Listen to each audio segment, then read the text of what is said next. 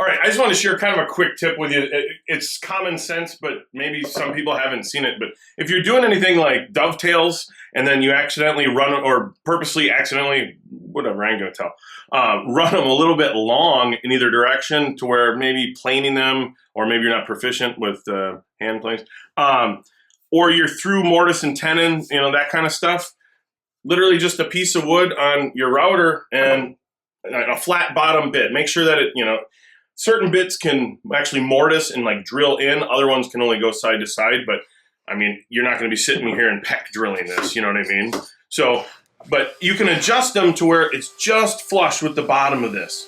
That way, when you come down, you can flush this up to where you scratch that with a little bit of sandpaper and it's pretty much done.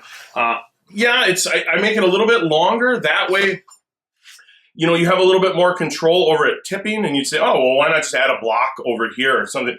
I actually don't like that because I like having that kind of control to where if it's still sitting a little bit proud of the surface, I'm able to kind of just push down a little bit as I come over, and that completely flushes it up.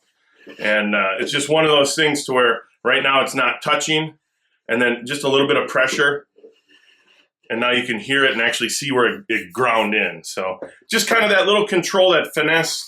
Again, yeah, some people are like, hey, why not just use a hand plane? Sure, go for it. These actually were sitting a little bit proud of how I even normally do them. So it would have been, yeah, it would have been tedious. So anyways, hopefully that helps. Just a quick little tip to flush up. Some people do this with the like dowels, or if you're plugging holes for screws. That I find a little bit easier with a chisel, but some of this end grain stuff benefits many times more with the router than anything else. So, all right, cool beans. All right, catch you guys later.